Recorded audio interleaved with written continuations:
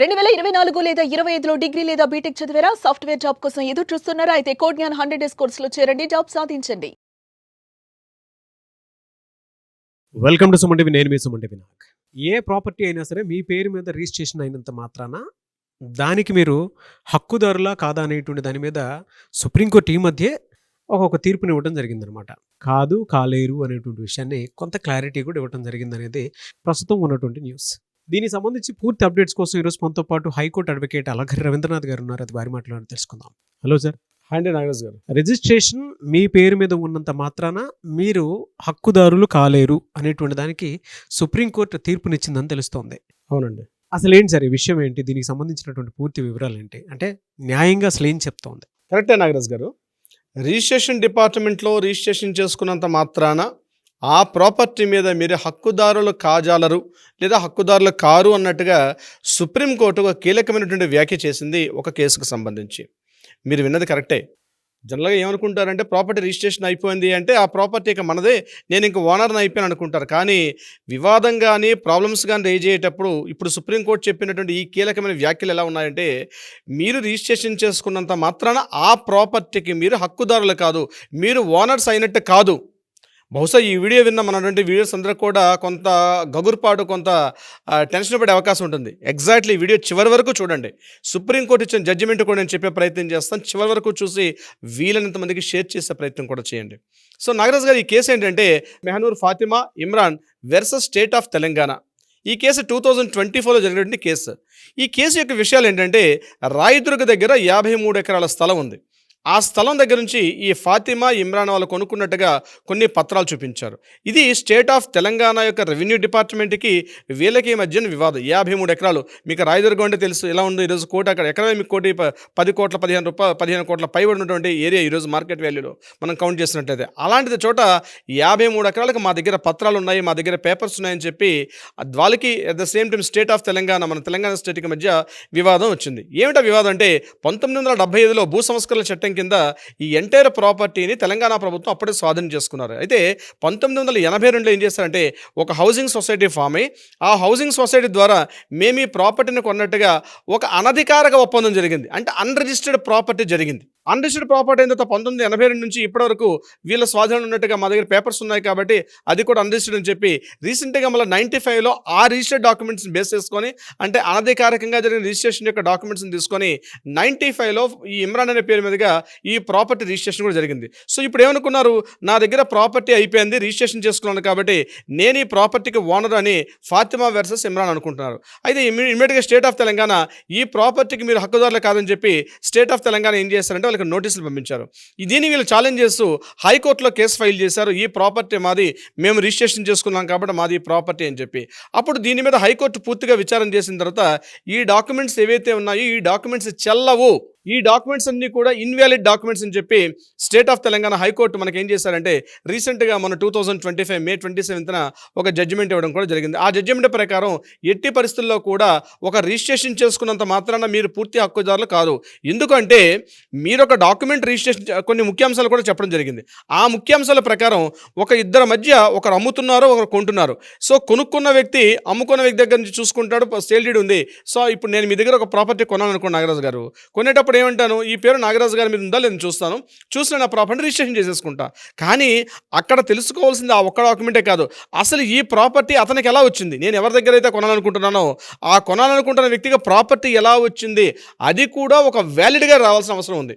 అంటే వ్యాలిడ్ అంటే దానికి కరెంట్ పూర్తిగా ఒక డాక్యుమెంటేషన్ పక్కగా జరగాలి. ఆ డాక్యుమెంటేషన్ ఇన్వాలిడ్ అయ్యేటప్పుడు ఈ జరిగిన డాక్యుమెంటేషన్ కూడా ఇన్వాలిడ్ అవుతుంది. ఒక డాక్యుమెంట్ లింక్ కానీ కరెక్ట్గా లింక్ లేదనుకోండి, ప్రీవియస్ లింక్స్కి వెళ్ళేసరికి ఆ లింకుల్లో ఎక్కడైనా కాస్త ఇన్వాలిడ్ డాక్యుమెంట్స్ ఉన్నట్లయితే ఆటోమేటిక్గా ఇప్పుడు కొనుక్కున్నటువంటి ఈ డాక్యుమెంట్ కూడా ఇన్వాలిడ్ అయిపోతుంది. కాబట్టి రిజిస్ట్రేషన్ డిపార్ట్మెంట్ యొక్క ప్రధాన కర్తవ్యం ఏంటి, స్టాంప్స్ అండ్ రెవెన్యూ డిపార్ట్మెంట్ యొక్క రూల్ ఏంటంటే, only for the to collect the ఇద్దరు పర్సన్స్ మధ్య ఒక ఒప్పందం జరుగుతుంది, ఒక ట్రీట్ జరుగుతుంది, ఒక డీడ్ జరిగింది కాబట్టి ఒక డీడ్, గిఫ్ట్ డీడా, సేల్ డీడా, లేకపోతే ఇతరత్ర లావాదేవీలు, అగ్రిమెంట్ ఆఫ్ సేల్ ఏ జరిగితే ఆ రెండింటికి మధ్య స్టాంప్స్ అండ్ రెవెన్యూ డిపార్ట్మెంట్ కేవలం టు కలెక్ట్ ద రెవెన్యూ, గవర్నమెంట్కి రెవెన్యూని సంపాదించి పెట్టే డిపార్ట్మెంటే తప్ప అక్కడ జరిగిన డాక్యుమెంట్ 100% ఆ స్థలం మీద మీకు పూర్తి హక్కులు ఉన్నట్లు కాదు. ఎప్పుడు మీకు పూర్తి హక్కులు ఉన్నట్లు అవుతుంది అంటే ఆ ప్రాపర్టీకి సంబంధించి మీరు ఎవరి దగ్గర అయితే ప్రాపర్టీ కొంటున్నారో అతను ప్రీవియస్ చేసుకున్నటువంటి డాక్యుమెంట్, అంతకుముందు ప్రీవియస్ చేసుకున్న డాక్యుమెంట్స్ కూడా ఒక కంటిన్యూటీ ఉండాలి. ఉదాహరణకి రియల్ ఎస్టేట్లో చూసినట్టయితే ఒక వెంచర్ ప్లాటింగ్ ఉంటుంది. ఆ ప్లాటింగ్ ఇంతకు ముందు అది వ్యవసాయ భూమిగా ఉండేది. తర్వాత నల్ల ఫీజెస్ కట్టిన తర్వాత గవర్నమెంట్ నాన్ అగ్రికల్చర్ ల్యాండ్గా కన్వర్షన్ చేస్తారు. కన్వర్షన్ చేసిన తర్వాత ప్లాటింగ్ చేసుకుంటారు. ప్లాటింగ్లో ప్రాపర్టీ కొనుక్కుంటూ వెళ్తారు. సో ప్రాపర్టీ కొనుక్కునేటప్పుడు ఇక్కడ మనం చూడాల్సింది ఏంది, ఎవరైతే నాలా సర్టిఫికేట్ తీసుకున్నారో అంతకుముందు అగ్రికల్చర్ ల్యాండ్గా ఉన్నటువంటి డాక్యుమెంటేషన్ పక్కాగా ఉండాలి.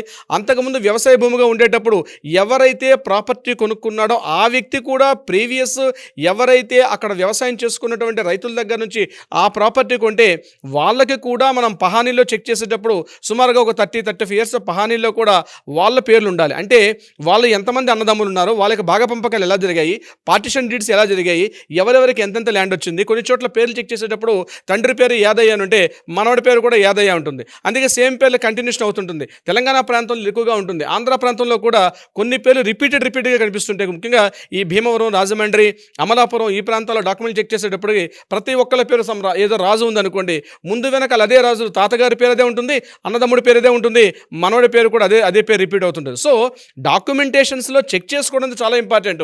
ఆంధ్ర ప్రాంతంలో అడంగలు చెక్ చేసుకోవాలి, తెలంగాణ ప్రాంతంలో పహాని చెక్ చేసుకోవాలి. అంటే డాక్యుమెంటేషన్స్ అని అంత పర్ఫెక్ట్గా కంటిన్యూషన్ ఆ లింక్ ఉన్నప్పుడే ఆ ఒక మనిషికి ఎట్లా అయితే ఈరోజు మనం ఉన్నామంటే ఈ మనిషికి ఎట్లా అయితే వాళ్ళ నాన్నగారు ఎలా అయితే ఒక హిస్టరీ ఎలా ఉంటుందో స్థలానికి కూడా అదే విధంగా ఒక వ్యక్తికి ఒక స్థలం ఏర్పాటైంది, ఒక స్థలం కొంటున్నాడంటే అతనికి తండ్రి ఎవరు, అంటే ఆ స్థలం ఎవరి దగ్గర కొన్నారు, ఆ స్థలం అంతకుముందు ఎవరి దగ్గర కొన్నారు, ఆ స్థలం అంతకుముందు ఎవరు కొన్నారని చెప్పి ఒక హిస్టరీ ఉండాలి.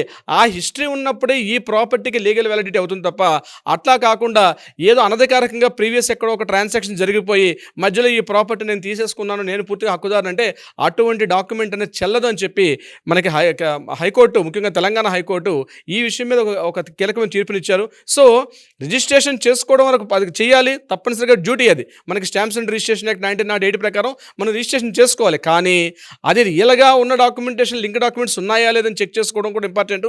ఇక్కడే ఒక అడ్వకేట్ యొక్క రిక్వైర్మెంట్ కూడా ఉంటుంది నాగరాజ్ గారు. అలాంటి సమయంలో ఈ వీడియో చూసిన తర్వాత అయినా సరే మీలాంటి వాళ్ళని అప్రోచ్ అవ్వాలి అనుకున్నటువంటి వాళ్ళు చాలా మంది ఉన్నారు. ఎందుకంటే అవునండి, వెరీ బిగ్ ఇష్యూ. ప్రతి ఒక్కరూ ఏంటి అని అంటే రిజిస్ట్రేషన్ చేయించుకున్న తర్వాత మాకు అడిగే హక్కు లేదేమో అనుకునేటువంటి ఆ పరిస్థితిలోకి వెళ్ళిపోయి చాలామంది వాళ్ళ సొంత ల్యాండ్ను కూడా పోగొట్టుకునేటువంటి వాళ్ళు చాలామంది ఉన్నారు సార్.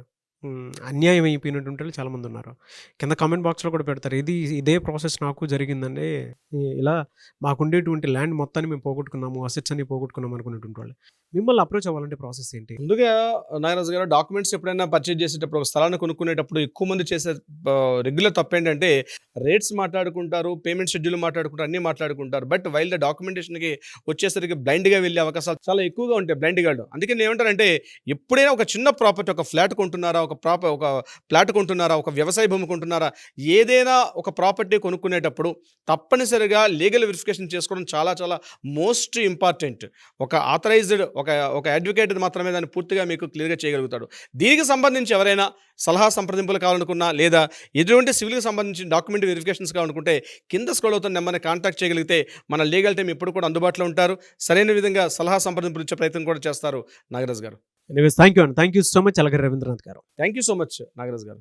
సుమన్ టీవీలో మీ పర్సనల్ అండ్ బిజినెస్ ప్రమోషన్స్ కోసం కింది నెంబర్కి కాంటాక్ట్ చేయండి.